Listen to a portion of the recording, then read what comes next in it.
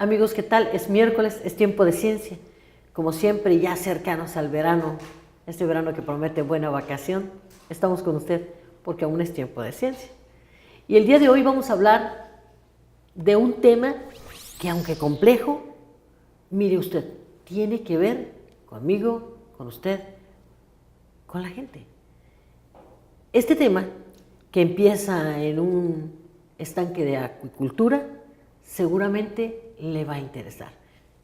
Para ello contamos con la presencia de la doctora Cristina Escobedo Fregoso. Muchísimas gracias. Bienvenida, doctora. Muchas gracias por la invitación.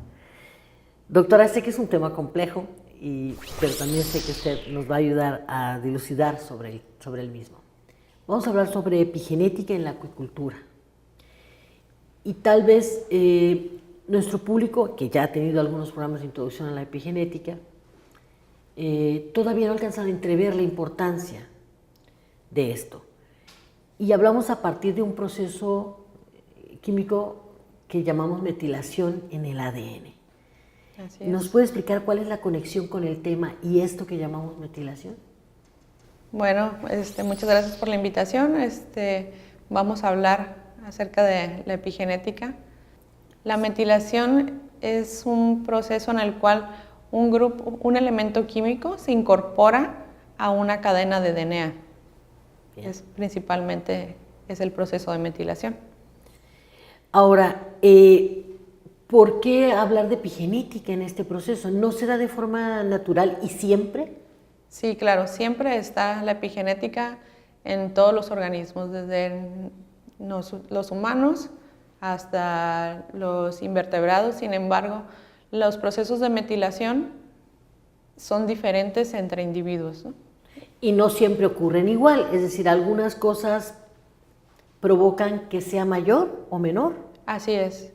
La metilación principalmente se ha visto, porque no está totalmente estudiada, apenas estamos empezando a conocer estos procesos de metilación y de epigenética.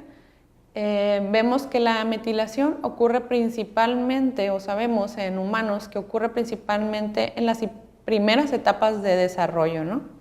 Es cuando, por ejemplo... ¿En el embrión? En el embrión, bien. Exactamente, es cuando se dan los mayores procesos de metilación. Y el metilo, que es un elemento químico. Así es. ¿Verdad? A veces se inestabiliza o se desestabiliza, ¿es correcto? Por algún motivo, esto en nuestro cuerpo puede llegar a causar enfermedad al final. Así es, puede ser, no es una desestabilización, pero puede ser una carencia de grupos metilo. Es decir, no tenemos esos grupos metilos necesarios para regular los procesos de transcripción, para que tengamos una adecuada regulación de ciertos genes en cierto momento. Bien, entonces entorpece la transcripción en el ADN, o sea, la información que viaja en el ADN. Así es. Sería más correcto. Sí. Ahora, ¿qué provoca eso? O sea, ¿qué puede ser la causa? Ok, la causa de tener una metilación aberrante o que ya sea que no hay grupos metilos en nuestro DNA o que hay un exceso de metilación puede causar una desregulación, ya sea que los genes que van a dar lugar a proteínas estén desregulados, entonces hay una desregulación desmedida y va a ocasionar enfermedades. Pueden ser, las más comunes en humanos es el cáncer, ¿no? Sí, que hay un alboroto entre hidrógeno, carbono, una inestabilidad ya como consecuencia final. Así es, ¿no? sí. Ahora, ¿por qué es importante la acuicultura y desde dónde se puede regular esto? Ok, ahorita estamos iniciando con esta línea de investigación de epigenética, enfocados en los procesos de metilación. En particular, yo lo estoy enfocando en la ostricultura y cómo es que podemos modificar y para qué nos va a servir. Nos sirve para tener organismos más resistentes, es decir, si nosotros le damos una dieta rica en estos donadores de grupos metilos, que son el ácido fólico, Bien. que es el de los elementos que se les da a las madres gestantes. Exacto. Esto es porque le damos ácido fólico, vitamina B9 y B12, porque tenemos que ingerirla nosotros cuando vamos a tener un bebé. Es lo mismo que ocurre en los organismos. Necesitamos estas dos vitaminas para tener una buena incorporación de grupos metilo en nuestro DNA, y posteriormente estos organismos van a tener, por decir, van a tener un DNA bien metilado. Si le damos una buena dieta en las primeras etapas de desarrollo a nuestros organismos de cultivo, después cuando hay enfermedades o situaciones de estrés térmico, una baja de oxígeno, Condiciones que favorecen un desequilibrio. que en este caso desfavorecerían, ¿no? Por ejemplo, aquí en Baja California Sur, que tenemos altas temperaturas, tanto a los camarones como los ostiones están sometidos a un estrés térmico. Entonces, si ya traemos una información en nuestro DNA aberrante, es decir, no hubo estos grupos metilos incorporados en nuestro DNA, va a haber genes que no van a estar bien regulados, y entonces va a causar una susceptibilidad a responder adecuadamente al organismo. Se van a manifestar, ¿no? Van a reaccionar negativamente. Exactamente, o no van a tener la capacidad de responder a este estrés, ¿no? De adaptarse. Exactamente. Bien. ¿Por qué el ostión en particular, una especie de ostión en particular, es ahora motivo de su estudio?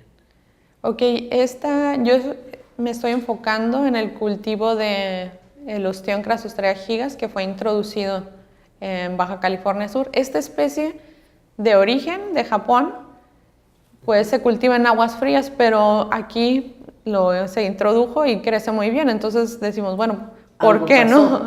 Algo está pasando. Sí. Pero hemos visto a través del programa de mejoramiento genético de la doctora Ana María Ibarra que hay familias que tienen esta resistencia al estrés térmico, pero hay otras familias que son susceptibles. Entonces en las granjas se mueren y hay pérdidas económicas. Cuantiosas. Ajá. Entonces nos preguntamos por qué hay esta resistencia de algunas familias y a otras familias que no. Mucho de esto se debe porque de estas familias los padres son resistentes a altas temperaturas, los hijos están siendo resistentes, pero queremos ver si esta información, esta transferencia de resistencia realmente se da en las siguientes generaciones. Estamos evaluando si realmente la epigenética está jugando un papel en esta resistencia a estrés térmico. Y esto es muy importante. Si ustedes lograran, hasta ahorita hay hallazgos que nos puedan decir que sí está jugando un papel.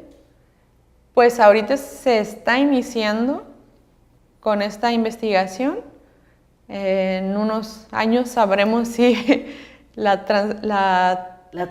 transferencia de la resistencia a estrés térmico o la susceptibilidad es causada por cambios de metilación o por la metilación, ¿no? Por la epigenética. Doctora, aquí me parece que el horizonte pues, resulta muy fascinante, ¿no? Yo me pregunto, si hubiera mayor grado de temperatura, estamos frente a una oleada de cambios que ya no se pueden negar. El patrón del clima está cambiando. Así es. Por lo menos en las microrregiones ya no se manifiesta de la misma forma. Asumo que este estudio podría ayudarnos si continúa calentándose la temperatura. ¿Es correcto? A ver. Lo que queremos saber ahorita nosotros es si la temperatura afecta la epigenética del ostión, en este caso. Sí. Si afecta la epigenética del ostión, tenemos que ver que realmente la temperatura es un factor que se va a transmitir, ¿no? De generación en generación, así como la contaminación, por ejemplo, con los químicos, hay un efecto directo en el epigenoma y se va pasando de generación en generación. Así queremos saber si la temperatura es de este tipo de estresores. No hay la certeza aún. Aún no. Bien. ¿Qué horizontes se han trazado de investigación? Es decir, ¿qué sigue en su investigación? Ahorita comprobar en ciertos grupos de generación en generación, ¿cuántas generaciones tendrían que estudiar para poder validar?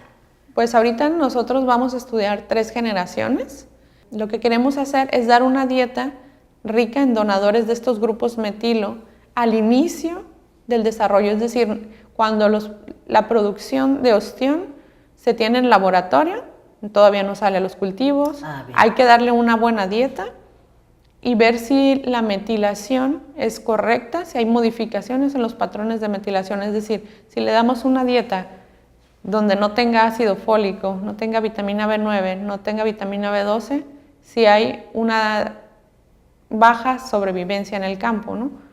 Y al contrario, entonces la idea es antes de que vayan a los cultivos, alimentarlos bien y esto les va a ayudar para superar todas esas condiciones ambientales tan malas que cada vez son mayores, ¿no? Sí, claro. Enfermedades a patógenos, la acidificación de los océanos. La acidificación de los océanos, claro. Los cambios de oxígeno, el estrés térmico en esta zona. Pues bueno, en reducidas cuentas lo que vamos a hacer es hacer una guardería de ostiones que saque robustos y prometedores ostiones frente a cuestiones ambientales que están por probarse, como la temperatura, que podría modificar genéticamente en su momento epigenéticamente ese organismo y entonces lo volviera más vulnerable o más resistente. Sería un poco el resumen de este asunto. Claro que sí. Doctora, ¿algo más que le ha parecido interesante como hallazgo en esta investigación? Bueno, ahorita estamos iniciando apenas con esta línea de investigación, entonces hay un poco de información relacionada a la epigenética de ostión, sin embargo, vamos a continuar haciendo una relación entre epigenética y genómica. Pues este es un tema, ya le advertía yo, complejo, pero que tiene que ver cada día más con nosotros. Es decir, tradicionalmente pensábamos que podríamos nada más recibir una información genética que era la que iba a determinar nuestra existencia. Y aquí la luz que yo veo esperanzadora con estos tipos de estudios e investigaciones, tiene que ver con la posibilidad de intervenir en aquellos factores que no necesariamente pueden determinar o tendrían que ir destinarnos pues a la enfermedad, por ejemplo en casos como el cáncer, que ya mucho se ha estudiado sobre el particular. Le agradezco mucho como siempre estar con nosotros, a usted investigadora, muchísimas gracias por este día de su agenda que le ha dedicado a esta sociedad para la cual trabajamos. Usted quédese, que hay más minutos aquí en Tiempo de Ciencia.